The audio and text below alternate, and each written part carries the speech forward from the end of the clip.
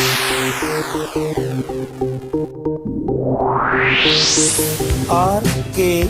स्वागत है दोस्तों आपका एक बार फिर से हमारे YouTube चैनल RKB कैंफी वीडियोस में। यदि आपको हमारी वीडियो पसंद आए तो प्लीज इसे लाइक एंड शेयर करें और अगली वीडियो के लिए आप हमारे चैनल को सब्सक्राइब करें तथा बेल आइकन को दबाना न भूलें ताकि आपको हमारी अगली वीडियो सबसे पहले प्राप्त हो।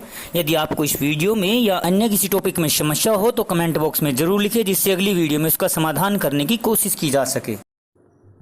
पिछली वीडियो में हमने आपको रासायनिक अभिक्रियाएं, समीकरण, असंतुलित और संतुलित तथा अभिकारक एवं उत्पाद के बारे में बताया था।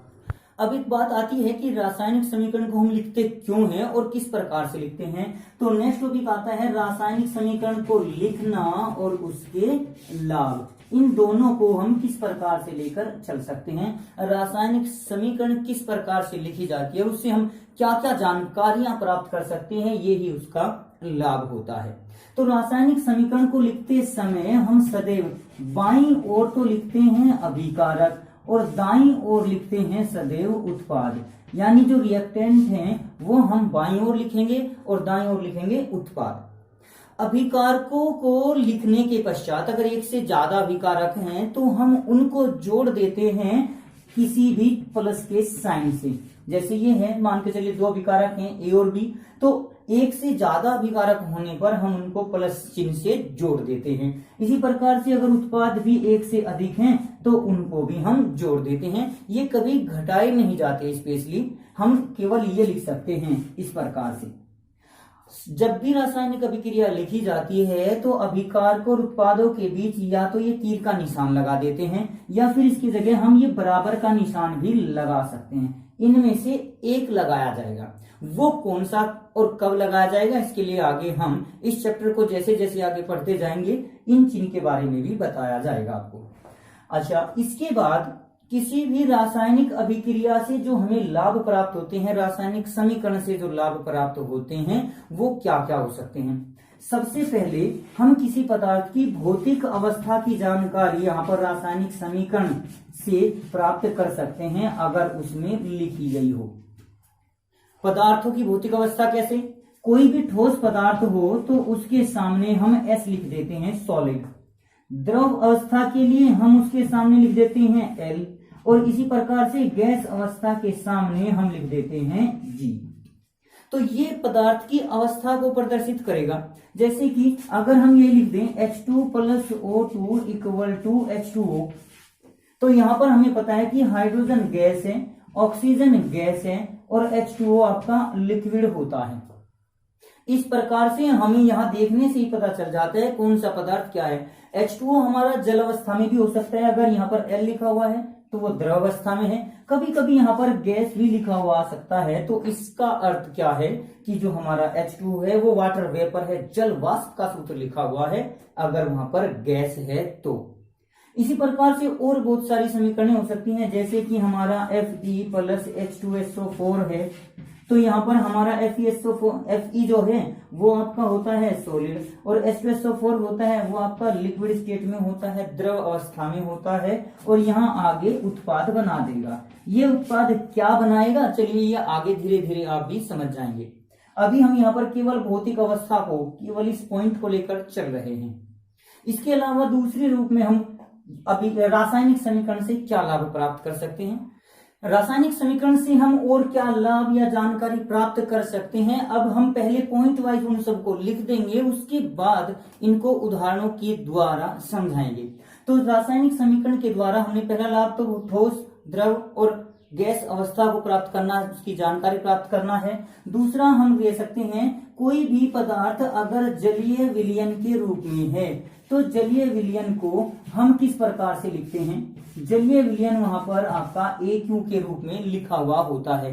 AQ का मतलब होता है एक्वस, AQUEOUS। जहां एक्वस लिखा हुआ हो या केवल AQ लिखा हुआ हो उसका मतलब है कि वो जलीय विलयन को प्रदर्शित कर रहा है, पदार्थ जल में घुलकर विलयन का निर्माण कर रहा है। इसी प्रकार से अगर कोई पदार्थ अवक्षेप के रूप में नीचे बैठ जाता है, अवक्षेप के रूप में नीचे बैठ जाएगा तो उसके सामने या तो PPT लिखा होगा, प्रेसिपिटेट, अवक्षेप प्रेसिपिटेट, PRECIPATE। या फिर उसके नीचे ऐसे उसके बराबर में ऐसा चिन्ह लगा हुआ होगा, नीचे की ओर एरो मार्क होगा, तो वो अवक्षेप को प्रदर्शित करेगा। इसी प्रकार से अवक्षेप नीचे बैठता है। लेकिन अगर कोई गैस निकलती है, गैस निकल रही है, तो गैस के लिए ऊपर की ओर मार्ग होगा। ये मार्ग सदैव उत्पाद की ओर ही होगा, दाईं ओर ही होगा, और तब होगा जब गैस तेजी से निकलती हो, तो उस अवस्था में गैस के लिए इस चिन्ह का प्रयोग किया जाएगा। अगर किसी पदार्थ में ऊष्मा उत्पन्न हो रही हो तो उसके लिए हम स्पेशली प्लस क्यू कैलोरी का प्रयोग कर देते हैं, और ये भी होगा आपका उत्पाद की ही ओर। अगर ऊष्मा उत्पन्न हो रही है तो उसके लिए प्लस क्यू कैलोरी या ऊष्मा का जो भी मान है अगर वो पता हो तो यहाँ पर ऊष्मा के रूप में लिख सकते हैं, अगर ऊष्मा उत्पन्न हो रही है। अगर ऊष्मा अवशोषित हो रही है तो उत्पाद की ओर ही उसे माइनस क्यू कैलोरी के रूप में लिखा जा सकता है। तो ये इस प्रकार से कुछ पॉइंट्स हैं जिनके द्वारा हम रासायनिक समीकरण से कुछ जानकारी प्राप्त कर सकते हैं।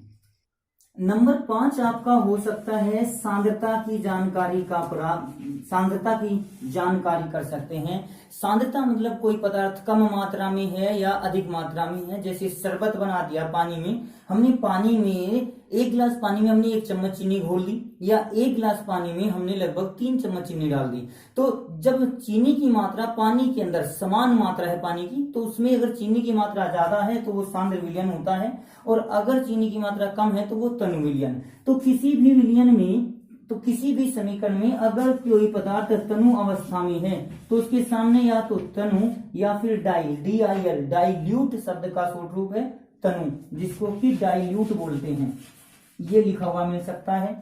अगर कोई सांद्र विलयन है, सांद्र विलयन से तात्पर्य मैंने आपको बताया है कि जिसमें पदार्थ की ज्यादा मात्रा घुली हुई होगी, तो उसके सामने CONC ये सांद्रता के लिए लिखा जाता है, और इसकी फुल फॉर्म होती है कंसंट्रेट। कंसंट्रेट के लिए हम यहाँ पर इस शब्द का CONC का प्रयोग कर देते हैं। तो अभिक्रिया में हम इन सांद्रता का, ऊष्मा का, अवक्षेप, गैस, जलीय विलयन या भौतिक अवस्थाओं का पता लगा सकते हैं।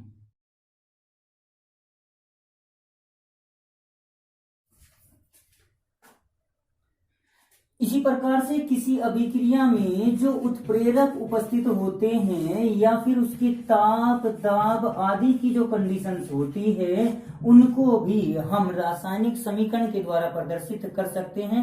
रासायनिक समीकरण के द्वारा उनकी जानकारी की जा सकती है। इन समीकरणों के, इन कंडीशंस को हम जनरली समीकरण में जो तीर का निशान होता है उसके ऊपर या नीचे लिख देते हैं। जैसे अब हम एक उदाहरण के द्वारा देखते हैं। अगर हाइड्रोजन और नाइट्रोजन की अभिक्रिया कराई जाती है तो इन दोनों की अभिक्रिया के द्वारा हमें अमोनिया प्राप्त होती है, NH3। ये हाइड्रोजन गैस होती है, नाइट्रोजन भी गैस होती है, अमोनिया भी गैस होती है। तो यहां हमें इनकी भौतिक अवस्थाओं की जानकारी प्राप्त हो गई। अब Fe इसके लिए उत्प्रेरक का प्रयोग करता है। लगभग 450 डिग्री सेल्सियस ताप होता है और 200 वायुमंडलीय दाब होता है। इन कंडीशंस को हमने तीर के निशान के ऊपर और नीचे लिख दिया।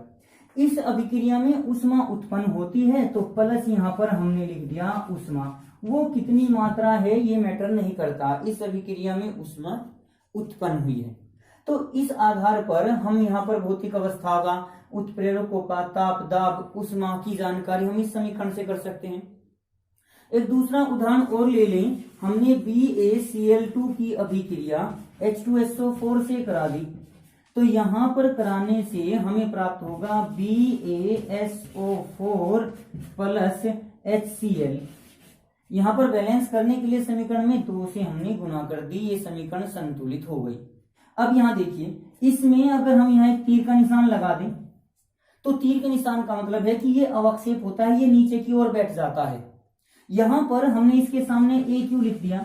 AQ लिखने का अर्थ है कि वो जलीय विलयन है। ये भी आपके AQ है, जलीय विलयन है, ये भी आपके AQ है, जलीय विलयन है। ये H2SO4 डाइल्यूट भी होता है, यानी ये तनु अवस्था में होता है। तनु अवस्था में अर्थात इसमें जल की मात्रा अधिक होती है, H2SO4 की मात्रा कम होगी। तो इस प्रकार से हम इन समीकरणों के द्वारा बहुत सी जानकारियां प्राप्त कर सकते हैं। बस इन समीकरणों के द्वारा एक बात की जानकारी प्राप्त नहीं होती, वो इसकी कमी के रूप में आ सकती है कि इसकी कमी क्या होती है। इसकी कमी ये होती है रासायनिक समीकरण की कि हम समीकरण को देखकर उसके वेग अर्थात लगने वाले समय का निर्धारण नहीं कर सकते कि अभिक्रिया कितनी गति से होती है, कितनी तेजी से होगी, कितनी धीमी होगी, हम इसके बारे में जानकारी नहीं कर सकते। तो ये इस रासायनिक अभिक्रिया की रासायनिक समीकरणों की कमी के रूप में प्रयुक्त की जा सकती है। दोबारा से बता रहा हूं कि किसी भी रासायनिक समीकरण को देखकर उसकी गति का, उसके वेग का या उस अभिक्रिया में लगने वाले समय का ज्ञान प्राप्त नहीं होता। ये रासायनिक समीकरण की कमी होती है।